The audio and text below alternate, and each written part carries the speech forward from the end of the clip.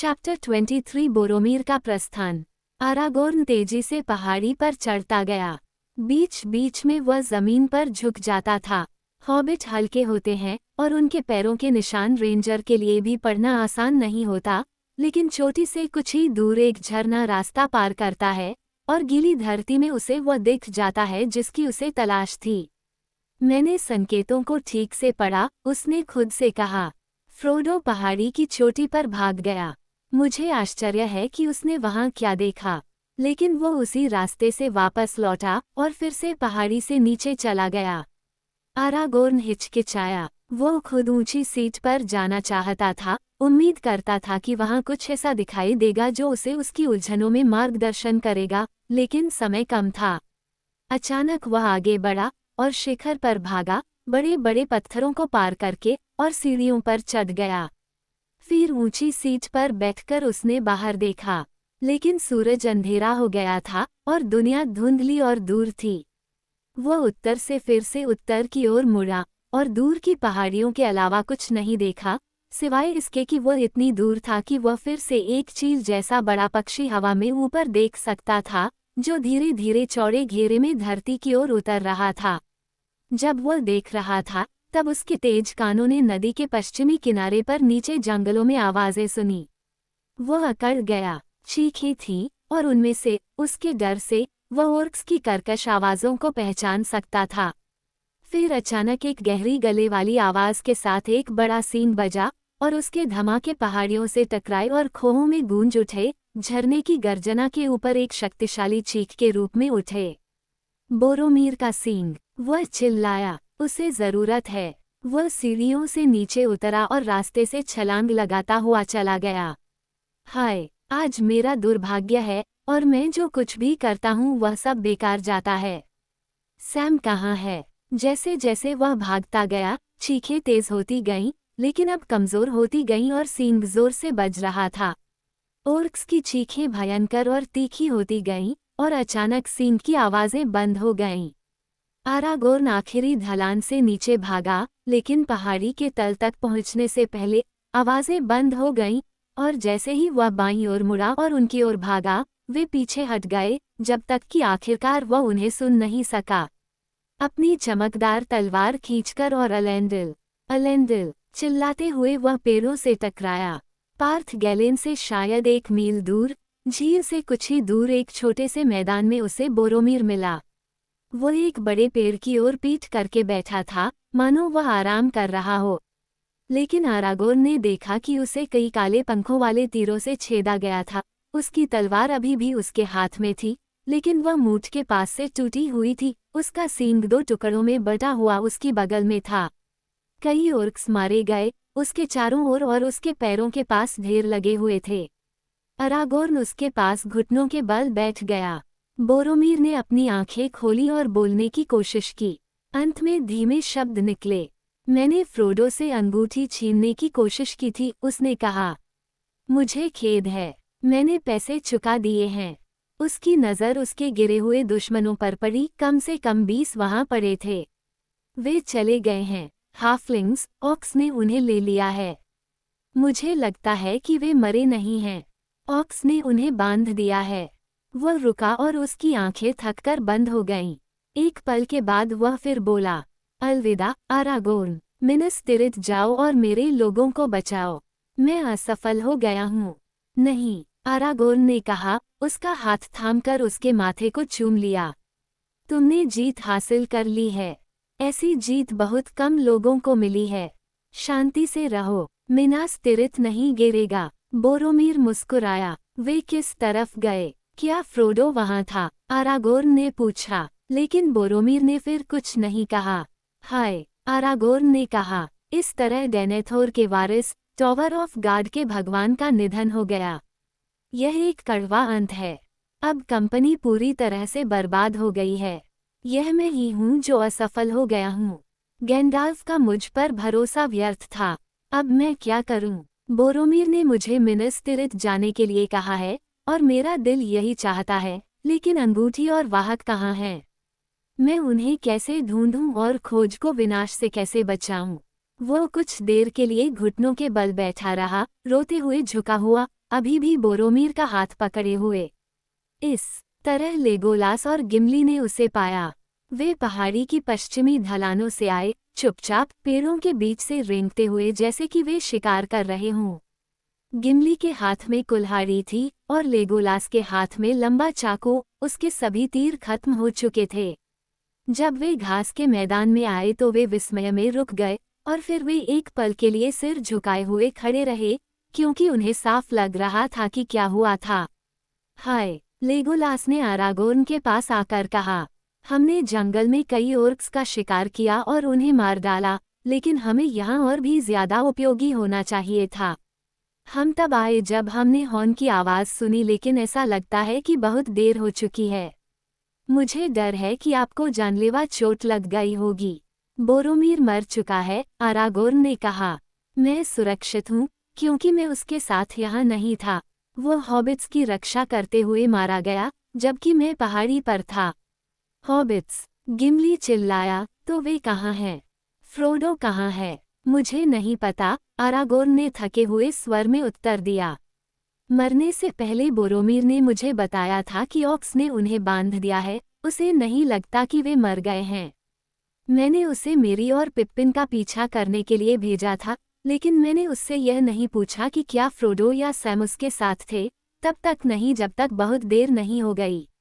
आज मैंने जो कुछ भी किया है, वह सब बेकार गया है। अब क्या किया जाना चाहिए? लेगोलास ने कहा, पहले हमें गिरे हुए लोगों की देखभाल करनी चाहिए। हम उसे इन दुष्ट ऑर्क्स के बीच सड़े हुए मांस की तरह नहीं छोड़ सकते। लेकिन हमें तेजी से आगे बढ़ना होगा, गिमली ने कहा। वो नहीं चाहेगा कि हम देर तक रुकें। अगर हमें उम्मीद है कि हमारी कंपनी में से कोई भी जीवित कैदी है, तो हमें ऑक्स का पीछा करना होगा। लेकिन हम नहीं जानते कि रिंग बेयरर उनके साथ है या नहीं, आरागोर्न ने कहा। क्या हमें उसे छोड़ देना चाहिए? क्या हमें पहले उसकी तलाश नहीं करनी चाहिए? अब हमारे सामने एक बुरा विकल्प है, तो फिर हमें पहले वह करना चाहिए जो हमें करना चाहिए, लेगोलास ने कहा।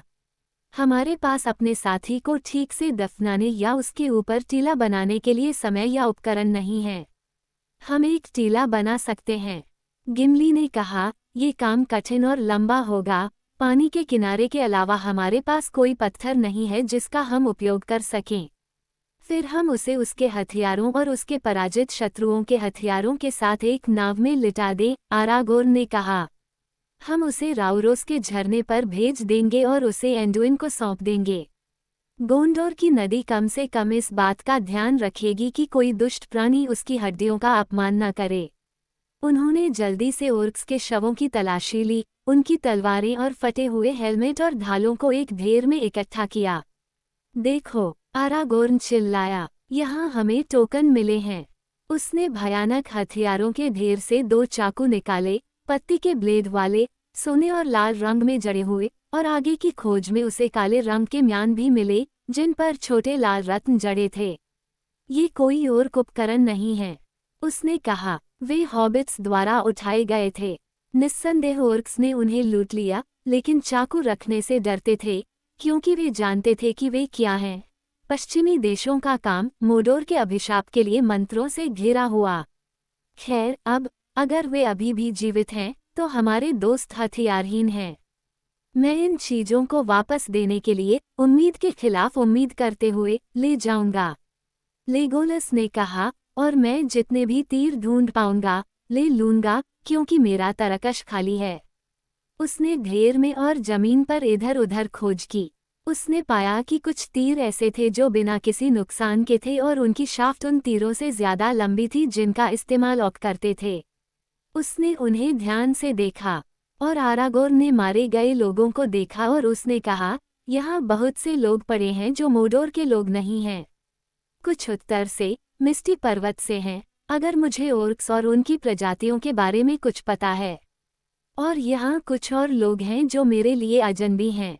उनका पहनावा बिल्कुल भी ओर्क्स जैसा नहीं है। 4 भूत सैनिक थे, जो बड़े कद के, काले, तिरछी आंखों वाले, मोटे पैरों और बड़े हाथों वाले थे। वे छोटी चौड़ी धार वाली तलवारों से लैस थे, न कि ओर्क्स के साथ आम तौर पर इस्तेमाल होने वाली घुमावदार कटार से। और उनके पास यू के धनुष थे, जो लंबाई और आकार में मनुष्यों के धनुष की तरह थे। उनकी ढालों पर एक अजीबोगरीब उपकरण था, एक काले क्षेत्र के केंद्र में एक छोटा सफ़ेद हाथ, उनके लोहे के हेलमेट के सामने एक एस रून लगा हुआ था, जो किसी सफ़ेद धातु से बना था। मैंने पहले कभी ये चिन्ह नहीं देखे, आरागोर्न ने कहा। इनका क्या मतलब है? एस का मतलब है सौरोन, गिम्ली ने कहा। इसे पढ़ना आसान है। नहीं, लेगोलास ने कहा। सौरोन एल्फ रून्स का उपयोग नहीं करता है। न तो वह अपना सही नाम इस्तेमाल करता है, न ही उसे बोलने या लिखने की अनुमति देता है, आरागोर्न ने कहा। और वह सफ़ेद रंग का इस्तेमाल नहीं करता। बारात डाय की सेवा में औकलाल आंख के चिन्ह का इस्तेमाल करते हैं। वो कुछ पल के लिए सोच में पड़ गया। मुझे लगता है कि इसका मतलब सरुमन है, उसने आखिरकार कहा। इसिनगाड में बुराई चल रही है और पश्चिम अब सुरक्षित नहीं है। ये वैसा ही है जैसा गैंडाल्फ को डर था, किसी तरह से गद्दार सरुमन को हमारी यात्रा की खबर मिल गई है। ये भी संभव है कि वह गैंडाल्फ के पतन के बारे में जानता हो। मोरिया से आए पीछा करने वाले लुरियन की निगरानी से बच गए होंगे, या हो सकता है कि वे उस भूमि से बचकर दूसरे रास्तों से इसिनगाड आए हों। ऑक तेजी से यात्रा करते हैं, लेकिन सरुमन के पास समाचार जानने के कई तरीके हैं। क्या आपको पक्षी याद हैं? ठीक है, हमारे पास पहेलियों पर विचार करने का समय नहीं है, गिम्ली ने कहा। चलो बोरोमीर को ले चलते हैं, लेकिन उसके बाद हमें पहेलियों का अनुमान लगाना होगा, अगर हमें अपना रास्ता सही ढंग से चुनना है, आरागोर्न ने उत्तर दिया। गिम्ली ने कहा, शायद कोई सही विकल्प नहीं है। अपनी कुल्हाड़ी लेकर बौने ने अब कई शाखाएं काटी। उन्होंने इन्हें धनुष की डोरियों से बांधा और अपने लबादे तख्ते पर फैला दिए। इस खुरदरी अर्थी पर वे अपने साथी के शव को किनारे ले गए, साथ ही उसके साथ भेजी गई आखिरी लड़ाई की वे सभी ट्रॉफियां भी ले गए। ये कुछ ही दूरी थी, फिर भी उन्हें यह आसान काम नहीं लगा, क्योंकि बोरोमीर लंबा और मजबूत आदमी था। अरागोर्न पानी के किनारे खड़ा होकर अर्थी को देखता रहा, जबकि लेगोलास और गिम्ली पैदल ही पार्थ गैलिन की ओर वापस चले गए। यह 1 मील या उससे ज्यादा की दूरी थी, और उन्हें वापस आने में कुछ समय लगा, 2 नावों को तेजी से किनारे पर चलाते हुए। लेगोलस ने कहा, यह एक अजीब कहानी है। किनारे पर केवल 2 नावें हैं। हमें दूसरी का कोई सुराग नहीं मिल सका। क्या ओर्क्स वहां रहे हैं? अरागोर्न ने पूछा। गिम्ली ने जवाब दिया, हमें उनका कोई निशान नहीं दिखा, और ओर्क्स ने सारी नावें और सामान भी ले लिया होगा या नष्ट कर दिया होगा। अरागोर्न ने कहा, जब हम वहां पहुंचेंगे तो मैं जमीन को देखूंगा। अब उन्होंने बोरोमीर को उस नाव के बीच में लिटा दिया जो उसे ले जाने वाली थी। ग्रे हुड और एल्वेन क्लोक को उन्होंने मोड़कर उसके सिर के नीचे रख दिया। उन्होंने उसके लंबे काले बालों को कंघी करके उसके कंधों पर लटका दिया। लुरियन की सुनहरी बेल्ट उसकी कमर के चारों ओर चमक रही थी। उन्होंने उसकी पतवार उसके बगल में रख दी, और उसकी गोद में उन्होंने फटे सींग और उसकी तलवार के मूठ और टुकड़े रख दिए। उसके पैरों के नीचे उन्होंने उसके दुश्मनों की तलवारें रख दीं। फिर दूसरी नाव के पिछले हिस्से में नाव का अगला हिस्सा बांधकर उन्होंने उसे पानी में खींच लिया। वे उदास होकर किनारे पर नाव चलाते रहे, और तेजी से बहने वाली नहर में मुड़ते हुए वे पार्थ गैलिन की हरी घास को पार कर गए। टोल ब्रांडर की खड़ी ढलानें चमक रही थीं, अब दोपहर का मध्य हो चुका था। जैसे ही वे दक्षिण की ओर बढ़े, रोरोस का धुआं उनके सामने उठा और चमक उठा सोने की धुंध। झरनों की तेज आवाज और गड़गड़ाहट ने हवा रहित हवा को हिला दिया। उन्होंने दुख के साथ अंतिम संस्कार की नाव को छोड़ दिया। वहां बोरोमीर लेटा हुआ था, शांत शांत बहते पानी की गोद में सरक रहा था। धारा उसे ले गई जबकि वे अपनी नाव को अपने चप्पू से रोके हुए थे। वो उनके पास से बहता हुआ चला गया, और धीरे धीरे उसकी नाव रवाना हो गई, सुनहरी रोशनी के सामने एक अंधेरे स्थान पर पहुंच गई, और फिर अचानक वह गायब हो गई। रोरोस बिना बदले दहाड़ता रहा। नदी ने डेनेथोर के बेटे बोरोमीर को ले लिया था, और वह फिर से मिनास तिरित में नहीं देखा गया। वो सुबह सफ़ेद मीनार पर वैसे ही खड़ा था जैसे वो खड़ा होता था, लेकिन बाद के दिनों में गोंडोर में ये लंबे समय तक कहा जाता था कि एल्वेन बोट झरने और झागदार तालाब पर सवार होकर उसे उस गिलियत से नीचे ले गई और एंडुइन के कई मुहाने से होते हुए रात में तारों के नीचे महासागर में निकल गई। कुछ देर तक तीनों साथी चुप रहे, उसकी ओर देखते रहे। फिर अरागोर्न बोला, वे उसे व्हाइट टॉवर से ढूंढेंगे, उसने कहा, लेकिन वो पहाड़ या समुद्र से वापस नहीं आएगा। फिर धीरे धीरे उसने गाना शुरू किया, रोहन के दलदल और खेतों से होकर, जहाँ लंबी घास उगती है, पश्चिमी हवा चलती हुई आती है और दीवारों के पास से गुजरती है। ये भटकती हवा, आज रात तुम मेरे लिए पश्चिम से क्या समाचार लेकर आई हो? क्या आपने बोरोमीर द टॉल को चांद या तारों की रोशनी में देखा है? मैंने उसे 7 धाराओं पर, चौड़े और भूरे पानी पर सवारी करते देखा।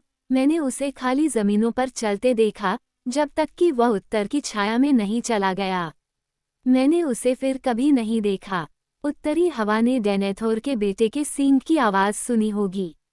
ओ बोरोमीर, पश्चिम की ओर ऊंची दीवारों से मैंने दूर तक देखा, लेकिन तुम खाली जमीनों से नहीं आए जहां कोई आदमी नहीं है। तब लेगोलस ने गाया, समुद्र के मुहाने से, रेत की टीलों और पत्थरों से दक्षिणी हवा उड़ती है, वह सीगलों का विलाप लेकर आती है और द्वार पर कराहती है। ये विलाप करती हुई हवा, शाम को तुम मेरे लिए दक्षिण से क्या समाचार लेकर आई हो? अब सुंदर बोरोमीर कहाँ है? वह रुका हुआ है और मैं शोक मना रहा हूँ। मुझसे मत पूछो कि वो कहाँ रहता है, वहाँ बहुत सारी हड्डियाँ पड़ी हैं, सफ़ेद तटों पर और तूफानी आकाश के नीचे अंधेरे तटों पर बहुत सी हड्डियाँ बहते समुद्र को खोजने के लिए एंडुइन से नीचे चली गई हैं। उत्तरी हवा से उनके बारे में समाचार पूछो, उत्तरी हवा मेरे पास भेजती है। ओ बोरोमीर, गेट के पार समुद्र की ओर जाने वाला रास्ता दक्षिण की ओर जाता है, लेकिन तुम भूरे समुद्र के मुहाने से विलाप करने वाले सीगल के साथ नहीं आए। तब अरागोर्न ने पुनः गाया, राजाओं के द्वार से उत्तरी हवा बहती है और गरजते हुए झरनों के पास से गुजरती है, और मीनार के चारों ओर साफ और ठंडी हवाएं उसका जोरदार भोंपू बजाती हैं। हे प्रचंड पवन, आज तुम मेरे लिए उत्तर से क्या समाचार लेकर आई हो? बोरोमीर द बोल्ड के बारे में क्या खबर है? क्योंकि वह बहुत दूर चला गया है। अमोनहेन के नीचे मैंने उसकी चीख सुनी। वहाँ उसने कई दुश्मनों से लड़ाई की। उसकी फटी हुई ढाल, उसकी टूटी हुई तलवार वे पानी में ले आए। उसका सिर इतना गर्व से भरा था, उसका चेहरा इतना सुंदर था, उसके अंगों को उन्होंने आराम दिया, और राउरोस, सुनहरा राउरोस फॉल्स, उसे अपनी छाती पर ले गया। ओ बोरोमीर, गार्ड का टॉवर हमेशा उत्तर की ओर देखता रहेगा, रोरोस के लिए, सुनहरे रोरोस फॉल्स, दिनों के अंत तक। तो उन्होंने नाव को मोड़ दिया और उसे पूरी गति से धारा के विपरीत दिशा में वापस पार्थ गैलेन की ओर ले गए। आपने पूर्वी हवा मेरे लिए छोड़ दी, गिमली ने कहा, लेकिन मैं इसके बारे में कुछ नहीं कहूँगा। ऐसा ही होना चाहिए, आरागोर्न ने कहा। मिनास तिरित में वे पूर्वी हवा को सहन करते हैं, लेकिन वे उससे समाचार नहीं पूछते। लेकिन अब बोरोमीर ने ले लिया है उसका मार्ग, और हमें अपना मार्ग चुनने में शीघ्रता करनी चाहिए। उसने हरे लॉन का निरीक्षण किया, जल्दी से लेकिन पूरी तरह से, बार बार जमीन पर झुकते हुए। ओर्क्स इस जमीन पर रहे हैं, उसने कहा, अन्यथा कुछ भी निश्चित रूप से नहीं समझा जा सकता। हमारे सभी पैरों के निशान यहाँ हैं, पार करते हुए और फिर से पार करते हुए। मैं नहीं बता सकता कि फ्रोडो की खोज शुरू होने के बाद से कोई भी हॉबिट वापस आया है या नहीं।